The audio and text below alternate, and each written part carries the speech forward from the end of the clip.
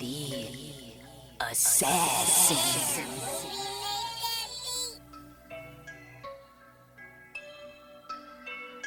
You know I break necks, call me Jack Tate. I have no regrets while your life is fading. I'm a crazy fuck equivalent to Satan. When I'm behind the mic, I feel like the greatest. You know I break necks, call me Jack Tate. I have no regrets while your life is fading. I'm a crazy fuck equivalent to Satan. When I'm behind the mic, I feel like the greatest. What up, y'all? You're listening to Sports Talk with Tropp, and I'm your host, Katie Tropp. Well, welcome to the first weekend without any football. No college football, no NFL football, just a shitty-ass Pro Bowl. So, if you're into that, congratulations to you, but I am most certainly not. As a matter of fact, the Pro Bowl is a complete and utter waste of time, especially now that it's flag football, so who gives a fuck about that shit? But, oh man, no football. It always sucks. The end of the season is always so bittersweet because, you know, you want to watch playoff football. You're excited to see who goes to the Super Bowl. And then, of course, if your team is in the Super Bowl, you're even more excited. But then it's like we're whittling it down, and then we get to February. Ugh. And everybody knows February is just the worst month for sports fans. So, first weekend without football. Thank God we have basketball. And with that being said, we had us a crazy week of basketball. So let's recap some things that happened this week. It has been an up and down week for certain teams.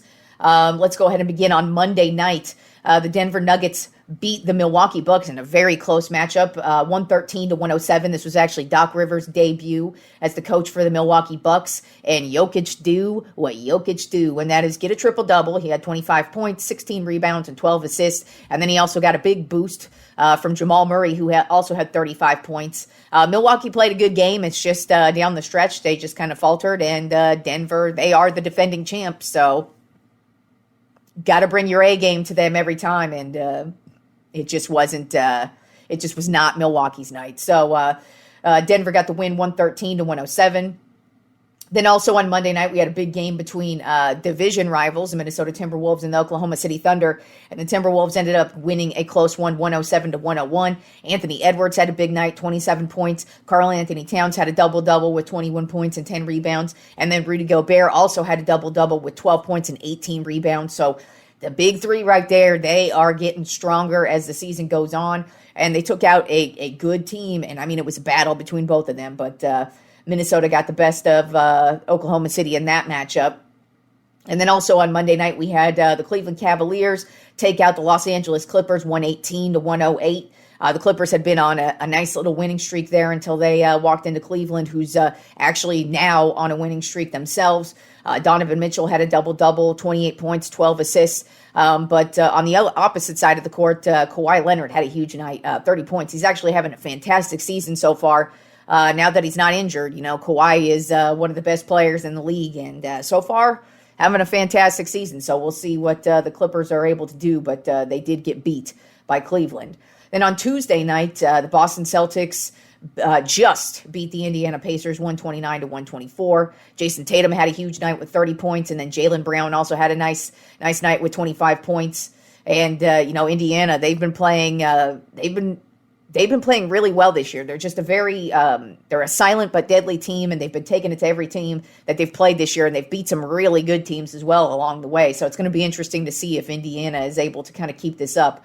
But losing to Boston, you don't want to do that. But also, they made it a game. So then we had the New York Knicks take out the Utah Jazz, which continued their 8-game winning streak. They won 118-103. Jalen Brunson just went off for 29 points. Dante DiVincenzo also had a great night with 33 points. And this was their first game without Julius Randle, who suffered the dislocated shoulder, and they didn't seem to lose a step at all. As a matter of fact, there's another game I'm going to talk about later where they just keep it rolling. The Knicks are looking pretty solid, even though they've got the injury right now. Then moving on to Wednesday, another battle between the Oklahoma City Thunder and the Denver Nuggets. This time, Oklahoma City gets the better of the Nuggets, 105-100. In this matchup, there was no Nikola Jokic, though, so but I mean, still, it was a close matchup anyways. But SGA went off for 34 points, and just another big win for the Oklahoma City Thunder as they just keep maintaining this nice winning streak that they've got going on throughout the season. Then we had the return of Dame Lillard to Portland Trailblazers. Unfortunately for him, the Milwaukee Bucks just fell short to Portland, 119 to 116. It was a battle pretty much all night. Damian Lillard had 25 points. But on the opposite side of things, Anthony Simons had 24 points, and then Ayton had 20 points and 11 rebounds. So it was a nice win for the Portland Trailblazers, and not a very fun homecoming for Damian Lillard. But you also notice the theme here that the Milwaukee Bucks have been losing basically since Doc debuted. He has yet to get a win. I mean, obviously that's probably going to change at some point here, but that's 2 big losses this week to the Bucks, and they're close ones too. Not blowouts or anything, but they're losing close ones. And I mean, Portland's not a very good team either, so you don't really want to be losing to that team, but they did. And then on Thursday night, the New York Knicks, they continued their winning streak at 9 now, taking down the Indiana Pacers 109 to 105 in a battle. Jalen Brunson had 40 points. This guy cannot be stopped. He is really just taken this team over since he went to the team last year. He was a huge reason why they were so good last year. And they did fall short, of course, in the playoffs. But I just kind of feel like this year's going to be a little bit different than it's been, at least so far. I mean, Jalen Brunson he's just killing it right now. In a 9-game winning streak, this team's playing defense, and they're beating really good teams. Hopefully they're able to keep it up. But so far at this rate, Jalen Brunson is having a phenomenal season. Then, in a shocking turn of events, the Los Angeles Lakers beat the crap out of the Boston Celtics last night, 114 to 105. The most surprising thing about this is that prior to the game, we found out that neither LeBron or Anthony Davis were playing last night. So I even was like, should I even bother watching this game? So I decided I'm going to see how it goes. And it turned out it was straight up Lakers domination. Reeves went off. He had 32 points last night. And it was just a really overall good game from the Lakers. They were distributing the ball really well. They were playing defense really well. They just made some really big plays against a really good team. And the Celtics are the top team in the league. I mean, if you listen to my power rankings, they've been number one for the majority of the season, as they were last year. But it's just, they're such a weird team because they're so dominating. But it's like, are they really that good? And I guess we'll obviously find out once the playoffs roll around, because I don't think they're going to fall off the face of the earth. It's just that they're losing to not so good teams at this point. I mean, the Lakers are not a good team. This team's floundering, 500. Barely their team. And then when you hear that LeBron and AD aren't playing, like I said, I was like, God, that sucks. Should I watch this game? And glad I did, because it turned out to be a really, really good game. But with the Celtics, it's probably kind of concerning. I mean, yes, they still have plenty of time to kind of clean things up, but this is kind of what we've been expecting from Boston over the last few years. They've been really good throughout the regular season, and but then when faced with the tough challenges, they tend to fall short. And losing to the Lakers last night, and they were in Boston too, with no LeBron and AD. Come on, that should have been an ass-kicking from Boston, and it turned out it was an ass-kicking from the Lakers. And then another big game last night, Philadelphia 76ers took out the Utah Jazz 127 to 124. It was actually announced before the game that Joel Embiid was not going to play. Turns out he has some sort of injury to his one of his meniscus in his knee. He's missed a couple of games due to knee soreness, and now it looks like it's kind of a serious injury. So he did not play last night, but Tyrese Maxey came back from injury, and he went off for 51 points. So he said, you know what? You sit down, Embiid. I'm going to go ahead and take this over tonight. And they got a huge win that they definitely needed, because the Sixers are sliding. Now that Embiid has been battling the knee injury, they really haven't been playing well. But Maxey really stepped it up last night. And a little bit of NFL news this week. The last 2 coaching positions have now officially been filled. The Seattle Seahawks hired Baltimore Ravens defensive coordinator Mike McDonald for their head coaching position. And then the Washington Commanders ended up hiring Dan Quinn, the Dallas Cowboys defensive coordinator. So we'll see how that works out for the both of them. But now all the coaching positions are officially filled. In an odd turn of events, Bill Belichick is not hired with anybody for whatever reason. Maybe he wants to sit back and wait for a year, or maybe nobody wanted him. Either way, It was kind of weird. And then also Mike Vrabel did not get a job either. So we'll see. Those are going to be potential names out there for next year, of course. But we'll see what happens with the both of them if they end up going to some type of commentating. I mean, I'm sure a lot of people are trying to go after Bill Belichick. And then, of course, Vrabel, I wouldn't be shocked if he ends up as a defensive coordinator somewhere, or if he just takes the year off and waits until next year. And since we have no NFL this week, I thought it would be a good idea to recap all my preseason NFL picks to see how terrible or good I did with my picks. Now, I'd say I usually am about like 50-50, and it turns out this year I was about 50-50. So let's see what my preseason picks were compared to what they ended up being at the end of the season. So in the NFC, I thought the number 1 overall seed was going to be my Dallas Cowboys. Well, they didn't do too bad. They did end up with the number 2 seed, but not as dominating as I was hoping they were going to be. But that's who I had at number 1. And my number 2 seed I had was the Minnesota Vikings. My number 3 seed I had was the Los Angeles Rams. And turns out I was riding that Rams train from the preseason. So I wasn't really that surprised by their little run. Then my number 4 seed, I had the New Orleans Saints, who, of course, did not make the playoffs. And then my number 5 seed, I had the Philadelphia Eagles, so I was right there. And then my number 6 seed I had was the San Francisco 49ers. So, yeah, that was a dumb pick there. And then my number 7 seed I had was the Chicago Bears. So I had them actually doing something, and they did not. Then in the AFC, I had my number 1 overall seed as the Kansas City Chiefs. Not number 1 overall seed this year, but they're in the Super Bowl, so I guess I had high hopes for them. Then my number 2 seed I had is the Buffalo Bills, which is where they ended up being. Number 3, I had the Cincinnati Bengals. Of course, they went nowhere because there was no Joe Burrow to help them out. Then number 4, I had the Jacksonville Jaguars, who completely imploded as the season went on. Then my number 5 seed I had was the New York Jets. Of course, their season was marred by the Aaron Rodgers injury right off the bat. Then at number 6, I had the Chargers, who ended up firing their coach midseason. And then at number 7, I had the Baltimore Ravens, who ended up being the number 1 overall seed. So I had expectations for them, but not high expectations. Then I thought the NFC Conference Championship was going to be the Los Angeles Rams versus the Dallas Cowboys, and did not happen. And then the AFC Conference Championship, I had the Kansas City Chiefs versus the New York Jets. Obviously, I was half right on that one. And then my Super Bowl prediction, I had the Dallas Cowboys versus the Kansas City Chiefs. So I was half right on that. And then my champion, of course, I had as my Dallas Cowboys, which was far from it. But I was half right. I got the Chiefs in there, so we'll see what happens there. But those were my preseason NFL predictions, and they were pretty bad. But I bet if most people actually recap their preseason predictions, that's how the majority of them would look, which is why most people don't do it, because they care so much about being wrong, and I just couldn't care less, because it's just opinion bullshit, and opinion bullshit never matters for anything, even if you're right. All right, so we do have a Tropp 5 list this week. I decided to do something a little more fun. It's what kind of started it is, the argument over, especially this year, has been over Brock Purdy. Is he a great quarterback? Is he a terrible quarterback? Is he a game manager? Is he this? Is he that?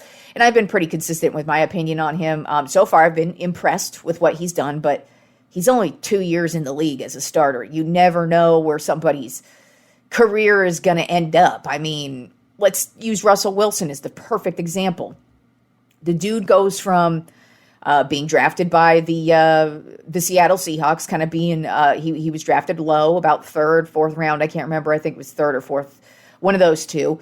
And, not a lot of high hopes for him, but he's goes in as the backup, then ends up earning the starting position, takes the Seahawks to 2 Super Bowls, wins 1, loses 1. And then all of a sudden, he starts losing in Seattle, then gets traded to the Broncos, does terrible there, and it looks like he's going to get traded away or released from the Broncos. So that's what I mean. To me, you have to let somebody's career play out before you start crowning them certain things. And so that's where I'm at with Brock Purdy, is I haven't really judged much of him past what he's done. I'm not going to say he's the second coming of Joe Montana, and I'm not going to say he's the second coming of crapbag McDouchebag. Who you don't know. He's 2 years in the league.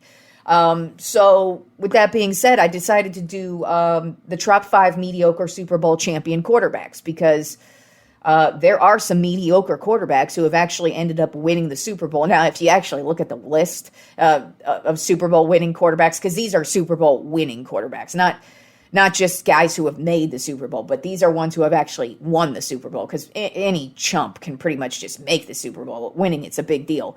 But when you look at the list of the Super Bowl winning quarterbacks, it's all Hall of Famers. It's all dudes who belong there. But then, of course, there's these other guys sprinkled in, and you're like, damn, that guy won a Super Bowl. But that just goes to show you it's a team sport. An entire team wins, and it doesn't matter how mediocre you are or whatever. If you just step it up at the right time, you could end up being a Super Bowl champion like these 5 guys. But basically, what makes them mediocre is not just kind of the way we looked at them when they made the Super Bowl, but also just their careers overall. Every single one of them has been a journeyman. He goes from team to team to team, and just happened to be in the right place at the right time, which it's not a bad thing. If you are a Super Bowl champion, you are a Super Bowl champion. But these 5 quarterbacks were very, very mediocre, but still Super Bowl champions. So let's start off with number 5, and that would be Trent Dilfer. He won Super Bowl 35 with the Baltimore Ravens. In that season, he had signed with them in the offseason, wasn't expected to be the starter, and then he actually ended up taking over mid-season. They would go on this crazy winning streak, which was what would keep him in the game. They actually had a very nice playoff run, and he would just do what he would do. Now, if you remember this Baltimore Ravens team, this had Ray Lewis on it, and, guys of that nature. They were just one of the greatest defenses of all time, for sure. He had a fantastic team surrounding him with some really good weapons as well. But the thing about Trent Dilfer is just overall his career, he was a straight-up journeyman. He started off with the Tampa Bay Buccaneers, then to the Baltimore Ravens, then the Seattle Seahawks, the Cleveland Browns, and then the San Francisco 49ers. His career record is 58-55, so that's very mediocre. His quarterback rating is a 70.2 for his career, so once again, mediocre. And then, of course, this was his only season with Baltimore. As a matter of fact, he would be let go in the offseason because he only signed a one-year deal. He only signed a one-year deal with Baltimore, and they just would end up not bringing him back. And they wouldn't be a good team, of course, but, that's how much faith they had in him, is that he wasn't even good after winning us a Super Bowl. And really, if you look at his entire career as a whole, he played as a starter in Tampa for the most part. He played as a starter for his first year, the first and only year with Baltimore, and then he was pretty much backup central the rest of his career. And the only other season he had that was a winning season was a 10-6 season with the Tampa Bay Buccaneers. So overall, that's why he belongs on this list. He's a very mediocre quarterback who had a very mediocre career, but still goes down in history as a Super Bowl champion, and you can't take that away from him. Then at number 4 on my top 5 mediocre Super Bowl champion quarterbacks, Brad Johnson. He won Super Bowl 37 with the Tampa Bay Buccaneers. He started off his career with the Minnesota Vikings. He would actually have a little stint over in London in the European Football League, which no longer exists. Then he would come back and play with the Washington Redskins, the Tampa Bay Buccaneers, the Minnesota Vikings, and his career with the Dallas Cowboys. The season that he would end up winning the Super Bowl is one of his best seasons. He actually had a couple of really good seasons where when he first started, because he had 2 stints with the Vikings. He started his career off with the Vikings and then had another, and kind of ended his career with the Vikings, if you will. But in one year, his first stint with the Vikings, he had a solid year where they went to the playoffs. And then in his second stint with the Vikings, he also had like a solid year. Where I think he went like 8-2 as a starter. So he had a couple of moments, but overall, Brad Johnson was pretty much just a game manager who you could bring in, who wouldn't really fuck shit up, but he couldn't move. I remember when he played with the Cowboys, and I was like, oh my God, he is the fucking Statue of Liberty back there. Like he had a great arm. He was on, like, if you gave him the greatest offensive line, well, that's why he won a Super Bowl, as a matter of fact. I mean, he had a really solid offense, but that defense also was amazing and fantastic. And it was just a really amazing year for the Tampa Bay Buccaneers overall. Actually, that season was one of his best career seasons. He went 10-3 that season with the Buccaneers. And then he also had another 10-win season when he was with the Washington Redskins. They went 10-6 there. But I mean, his career record is a 72-53, so that's mediocre. And then his quarterback rating is an 82.5. So once again, mediocre. It's just he spent most of his time as a journeyman, and he did what he did. He would step in, and if you needed him to make big plays, he could make some big plays. It's just overall, Brad Johnson was a very mediocre quarterback, and he is, of course, a Super Bowl champion, and you can't take that away from him. Then at number 3 on my top 5 mediocre Super Bowl champion quarterbacks, Jim McMahon. He is actually technically a 2-time Super Bowl champion, but one of those he was a backup. The one where he was a starter was, of course, when he was with the Chicago Bears, Super Bowl 20, the 1985 Bears. But he spent the first 4 years of his career with Chicago. Not terrible years. He did make it to the playoffs a majority of the time, but he spent most of his career injured. And pretty much every team after that, he was with them for only a year. So the other teams he ended up with, the San Diego Chargers, Philadelphia Eagles, Minnesota Vikings, Arizona Cardinals, Cleveland Browns, and the Green Bay Packers. And the Packers was when he won as a backup Super Bowl 31, when he was a backup for Brett Favre. But, I mean, overall, I think Jim McMahon is pretty overrated. Most people actually think he was a good quarterback, and I've always looked at him as dude, he was just on a very, very, very excellent team. I mean, literally one of the most legendary defenses of all time, the 85 Bears. Then you got Walter Payton, literally one of the most legendary running backs of all time. So the dude had weapons completely surrounding him. And then really, if you look at the rest of his career, even with injuries, just being with a team for a year, it just goes to show you really actually weren't that good. His career record is a 67-30, so that's not terrible, but I mean, really, his good years were with the Bears, and like I said, legendary defense, Walter Payton, the end. Because here's his quarterback rating. His career quarterback rating is a 78.2. That's terrible. I'm sorry. He was not that good, very overrated, and quite frankly, in my opinion, very lucky to be the quarterback of the Chicago Bears and to be so revered as he is with the Bears. But still, he is a Super Bowl champion ×2, and you can't take that away from him. Then at number 2 on my top 5 mediocre Super Bowl champion quarterbacks, Jeff Hostetler. He actually is a 2-time Super Bowl winning quarterback, but one, he was the backup quarterback. The second one, he was the starter. So he won Super Bowl 21, where he was the backup quarterback to Phil Simms, and then Super Bowl 25, where he actually took over for Phil Simms earlier in the season after Phil Simms went down with an injury. He actually stepped in and played pretty solid, but for the most part, Jeff Hostetler, he was begging for playing time so badly that he would actually try and volunteer to be on the punt and kick return teams as the quarterback. So that's how terrible he was. He spent most of his career with the New York Giants. He did play with the Los Angeles/Oakland Raiders for a while, and then ended his career with the Washington Redskins. But he was a very, very mediocre quarterback. I mean, he was a backup for a lot of it, and he really did only take over because Phil Simms ended up getting injured. And he had, once again, another fantastic defense and a really solid offense, and Bill Parcells as your coach. And once he left the Giants, he never did a goddamn thing ever the fuck again. His career record is 51-32. Most of those wins are because he played with the Giants, for Christ's sake.